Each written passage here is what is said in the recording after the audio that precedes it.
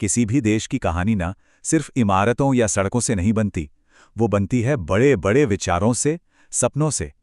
आज हम भारत की कहानी के दो ऐसे ही मेकर्स की जिंदगी में झांकने वाले हैं। कमाल की बात यह है कि ये दोनों एक दूसरे से बिल्कुल अलग थे, पर आधुनिक भारत की नींव रखने में दोनों का ही हाथ था। तो देखिए, एक तरफ हैं विज्ञान की दुनिया के महारथी और दूसरी तरफ हैं शब्दों के जादूगर। लेकिन सोचने वाली बात तो यह है कि ये दो रास्ते जो इतने अलग दिखते हैं वो एक ही मंजिल पर कैसे पहुंच गए। मतलब एक साइंटिस्ट और एक कवि दोनों मिलकर एक देश की पहचान कैसे बना सकते हैं। चलिए, इन दोनों की कमाल की जिंदगी की यात्रा को थोड़ा और करीब से देखते हैं। पहले हम दोनों की कहानियों को एक एक करके जानेंगे और फिर ये समझेंगे कि कैसे इनके काम ने मिलकर आज के भारत की कहानी को पूरा किया। तो हमारी पहली कहानी शुरू होती है भारत के बिल्कुल दक्षिणी कोने से। ये कहानी एक ऐसे इंसान की है जो जमीन से उठा और सीधा आसमान तक पहुंच गया।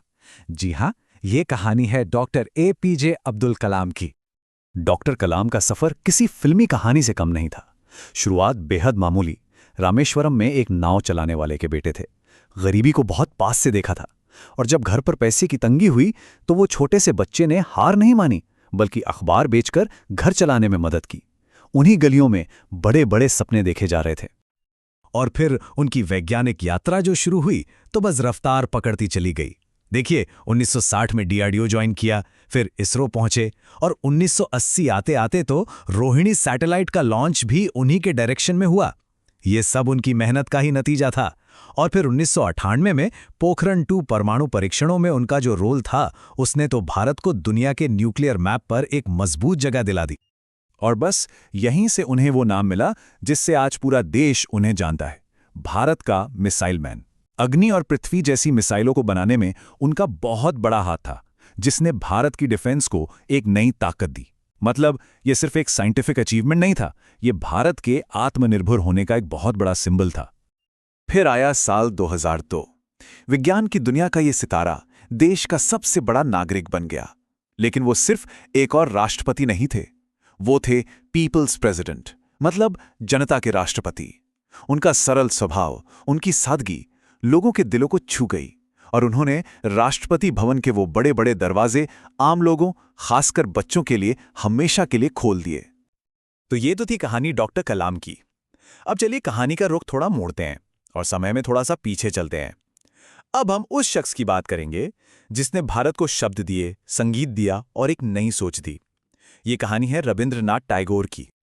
जहां एक तरफ कलाम साहब का बचपन संघर्ष में बीता, वहीं टैगोर का जन्म कलकत्ता के एक बहुत अमीर और पढ़े लिखे परिवार में हुआ था। उनके घर का माहौल ही ऐसा था कि हवा में साहित्य और संगीत खुला रहता था। तो जाहिर है, सिर्फ 8 साल की उम्र में ही उनकी कलम से कविताएं निकलने लगी थीं। साल 1913। ये साल भारत के इतिहास में हमेशा याद रखा जाएगा। क्यों? क्योंकि इसी साल रविंद्रनाथ टैगोर अपने कविता संग्रह गीतांजलि के लिए साहित्य का नोबेल पुरस्कार जीतने वाले पहले नॉन यूरोपियन बने। ये सिर्फ उनका सम्मान नहीं था, ये पूरे एशिया के लिए एक बहुत बड़ा सम्मान था। लेकिन टैगोर की प्रतिभा को किसी एक चीज में बांधा नहीं जा सकता। वो कवि थे, लेखक थे, म्यूजिक कंपोजर थे, एक एजुकेशनिस्ट थे और एक पेंटर भी थे। मतलब एक ही इंसान में कितनी सारी खूबियां। सोचिए, उन्होंने 2 देशों को उनके राष्ट्रगान दिए, और शांति निकेतन में विश्व भारती बनाकर उन्होंने पढ़ाई को 4 दीवारी से बाहर निकालकर प्रकृति से जोड़ दिया। भारत के पहले प्रधानमंत्री जवाहरलाल नेहरू ने ये जो बात कही, वो टैगोर के कद को बताने के लिए काफी है। गांधी जी के साथ साथ टैगोर का भी भारत की सोच पर, यहाँ की राजनीति और संस्कृति पर बहुत गहरा असर पड़ा।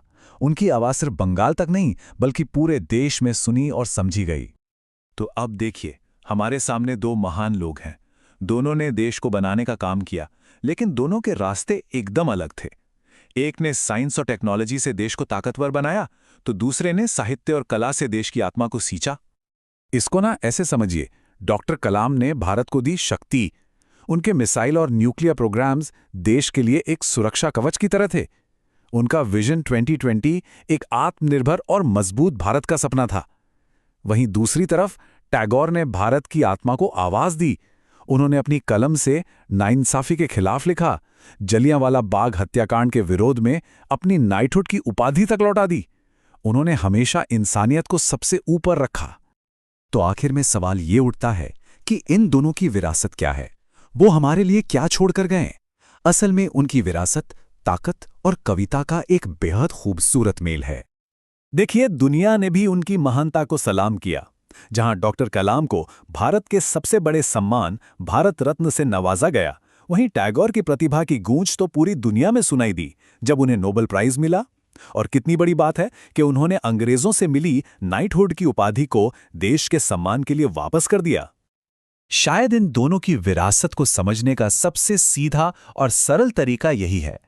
एक तरफ डॉक्टर कलाम ने अपने विंग्स ऑफ फायर से भारत को टेक्नोलॉजी और आत्मविश्वास की ऊंची उड़ान दी, तो दूसरी तरफ गुरुदेव टैगोर ने अपनी कविताओं और विचारों से भारत की आत्मा को वो आवाज दी जो आज भी दुनिया भर में गूंजती है। तो ये पूरी कहानी हमें एक बहुत बड़े सवाल के सामने लाकर खड़ा कर देती है। किसी भी देश की असली महानता किस चीज में है? उसकी साइंटिफिक पावर में या उसकी कल्चरल सोल यानी सांस्कृतिक आत्मा में? शायद कलाम और टैगोर की जिंदगी हमें यही सिखाती है कि असली जवाब इन दोनों के बैलेंस में है। एक ऐसा भारत जो ताकतवर भी हो और जिसकी आत्मा भी जिंदा हो।